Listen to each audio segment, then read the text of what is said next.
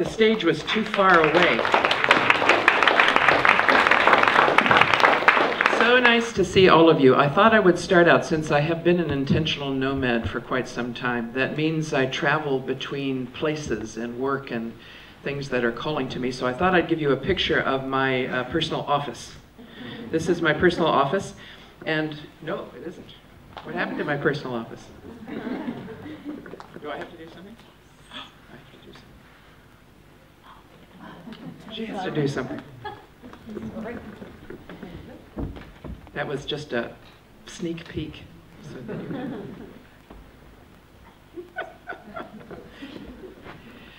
you... Since 2004, I haven't had a permanent address until I moved to Copenhagen this year, and that's been an interesting journey. So this is how my suitcase looks if you actually meet me in the airport or on the street. This is my suitcase, and I have set it up intentionally to be what I call a portable public intervention.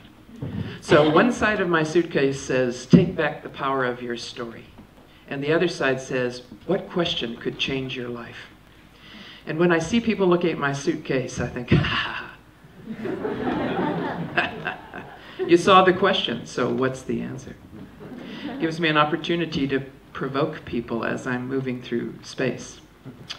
So right at this moment, we are living in a time of big changing story. And we are living in a time when the clash of stories is quite obvious. And here in Europe, it's quite... people are walking up the roads and they're living in the train stations. It's easy to see how change of story is coming towards us.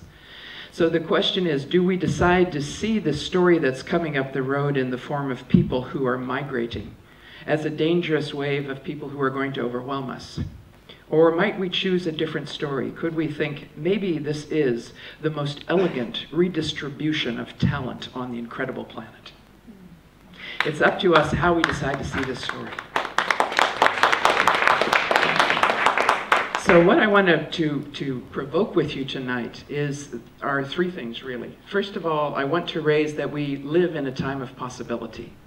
You could think we live in a time of challenge, but this is a time when we have the opportunity to change the kind of story we're telling.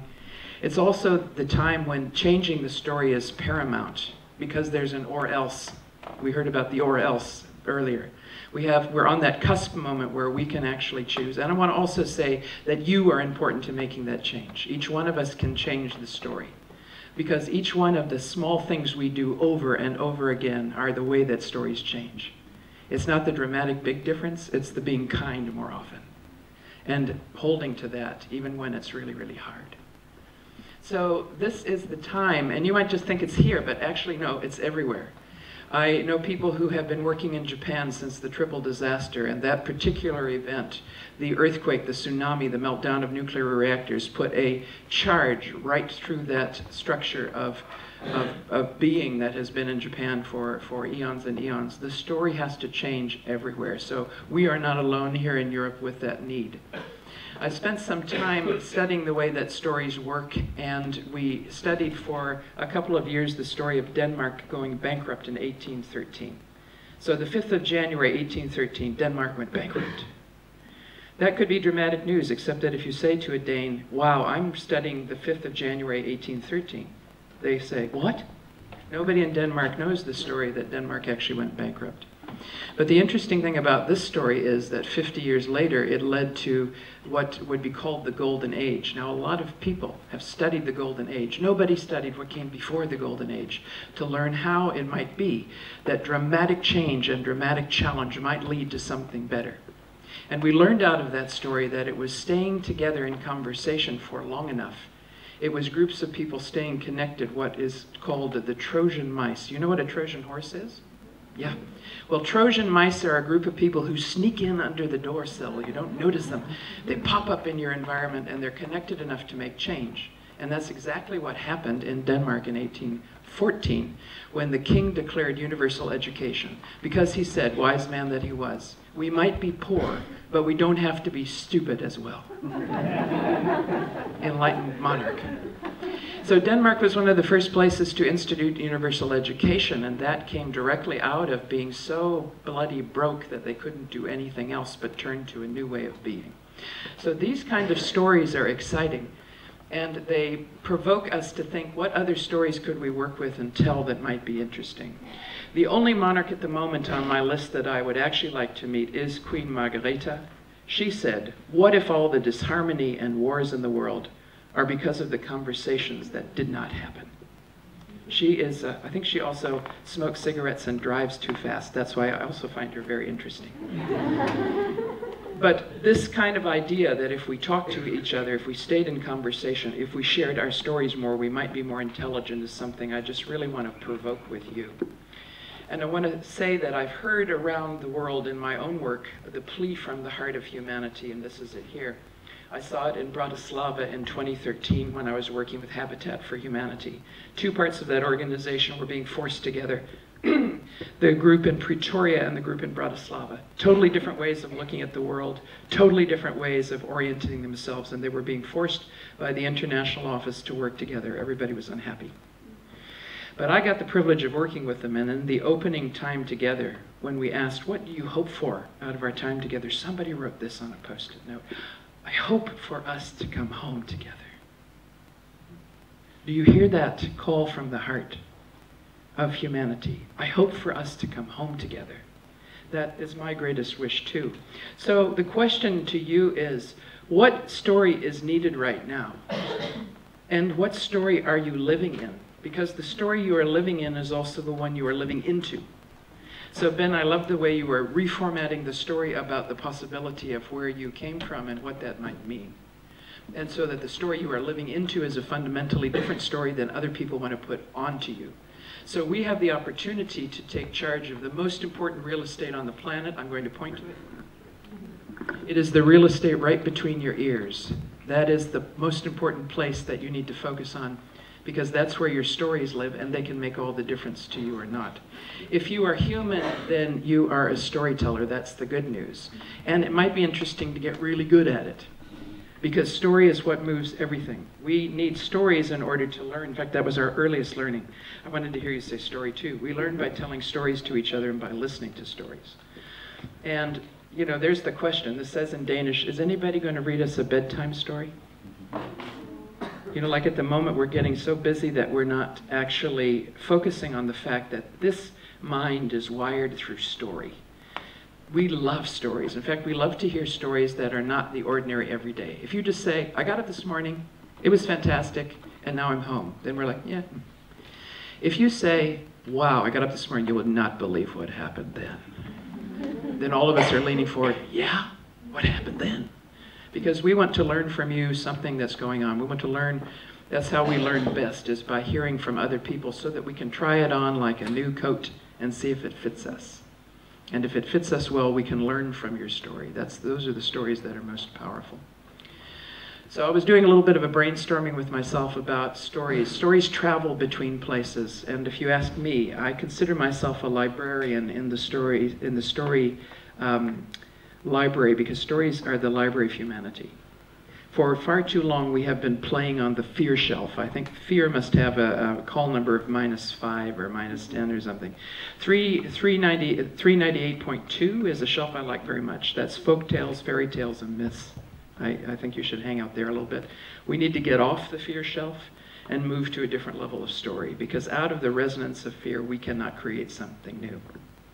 So how could you do that? Well, first of all, you could learn how to host yourself. You could have a personal practice that enables you to be present enough. Why is that important? Because judgment and curiosity cannot exist in the same place. The way we're going to move to something different is to stay as curious as possible. That's why 5-year-olds are eminently dangerous, because they're asking, why? Why? Why? Why? Why?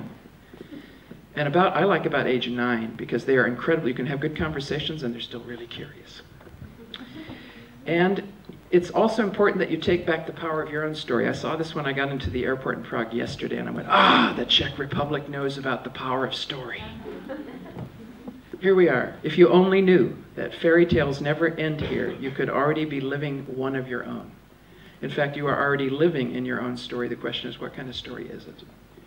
And could you take back your power? So I want to ask you to do something. They're flashing me with some messages of timing, but I want to ask you in a moment to turn to somebody next to you, because I think this is the biggest question on the planet for all of us. It is a moment of discernment. What is mine to do? We all get messages from our parents. They want us to do some things. Our politicians want us to do some things. People want us to do a lot of stuff, but it's interesting to find out our own story and our own pathway. What is your unique contribution? What is the thing you are here to bring on this earth? So I want to invite you to turn to somebody next to you, given that we're in a state of dramatic change, but also possibility. Given that you have some unique skills and talents, something that you can do that probably nobody else can do. I wonder if you found out what that is. And that many of you are working with young people who are going in the future to make a big difference, hopefully, to who we are as a humanity. In this moment, what is yours to do? Could you please turn to somebody next to you for about the next 3 minutes and just have a conversation. What is mine to do right now? And think about, you've been in a habit? From here on, what is it? Is there something there? Well done. Thank you very much. I have just a few things I want to suggest to you that you could be working on that are simple but not easy. Here's the first one. You could really practice listening. If you want to be a good storyteller, you also have to be a great story listener. There's a lot of hearing going on in the world, but there's very little listening at the moment. And there's a lot of people speaking louder because nobody ever listens to them. And in the work I do, I often do trio storytelling. I love that form. It's so fantastic. Somebody who's the storyteller, somebody who is the harvester, taking notes on content, and somebody who is the witness, that is, context and listening for the person. This role, the witness, what the Japanese would call the sacred witness, the one who comes from outside the system, therefore they can give you wisdom because they can see things that you cannot, is something we very rarely practice, but boy, is it needed right now. You might be different to me, but can I be with you and whoever you're being at the moment, even if I don't like it?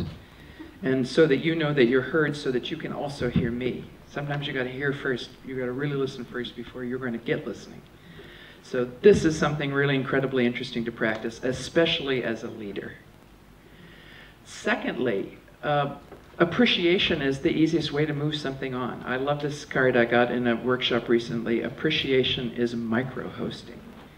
It's fantastic. That's why I took a picture of it.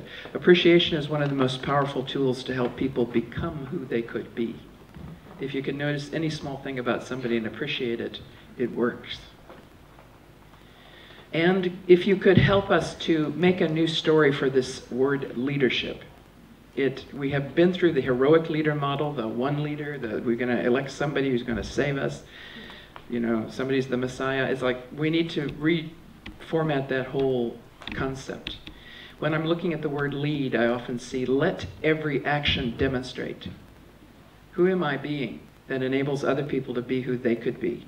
It's interesting to change that. And also to look at where is the possibility for co-creation. I think joyful co-creation is probably what us humans love to do the most. We love it. When it's working well, we love it. And we don't get enough opportunity to co-create together. And we need to learn how to do that again. We've been in some societies totally into the individual, and we've forgotten the collective. Or maybe we're so totally in the collective the individual can't live. So where is the dance between these two things? Can we change some of that? And I want you to know what I think mine is to do, what I would like to do right now, because I have my eye on another story, and it is the peace story that's at the heart of the European Union. I've read Jean Monnet's autobiography. I believe he was diligent between World War I and well after World War II, looking for how to make Europe a peaceful place. The taming of Europe is an interesting thing, and the peace story is not awake at the moment. But what if it were? I'm carrying the question with me. What if Europe decided to embody the story of peace and be a force for good on this planet? And I'm here to witness you into doing that. And I think if Europe could really crack how we live in diversity and the gifts and beauty of diversity, man, you guys, it's such an important thing for this whole planet right at the moment. I'm looking to you. Because I think the scouting movement could be really important to that. Guess what? I was a scout for almost 10 years. Woo! So I'm back home again. And I think this is the story that we could manifest with each other. And the final thing I want to leave you with is a quote from Martin Luther King, who said, "Power without love is reckless and abusive, and love without power is sentimental and anemic. Power at its best is love implementing the demands of justice, and justice at its best is the power connecting everything or correcting everything that stands in the way against love." So thank you so much for doing the work you're doing, and please take back the power of your story and help us all to be in the best story we possibly can be together. Thank you.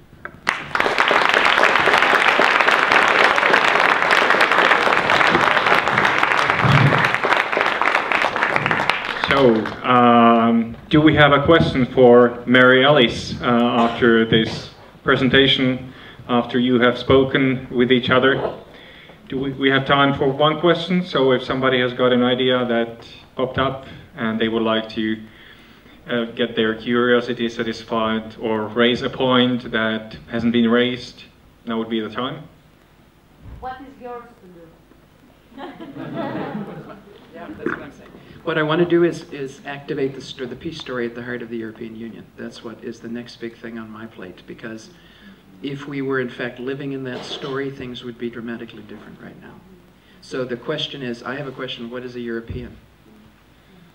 So people are talking about the European narrative, but just like the Asian narrative or the African narrative, this thing doesn't exist actually, because we are all little pockets of different narratives hoping to kind of be together. But what if there were a European narrative? So Europe in Greek means the wide-seeing one, or the one with the beautiful eyes. And the wide-seeing one is interesting. You know, that diversity that goes all the way from Portugal into the Russian steppes, you know, that's an incredible diversity, east-west and also north-south. It's amazing we can even live together. Wow. And the European Union talks about the well-being of all 500 million citizens. It's the one place on the planet that has well-being enshrined in its whole purpose. So what if that were really awake, and what if we were interested in the well-being of each other? And what if we were practicing peace? So that's mine to do, I think. Or at least I feel her call in some way. So, Mary Alice, I wish you good luck with what's yours to do.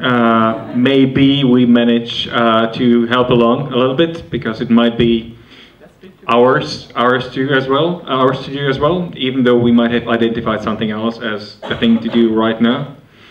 I would like to thank to all the 4 inspiring speakers from the first part of the conference.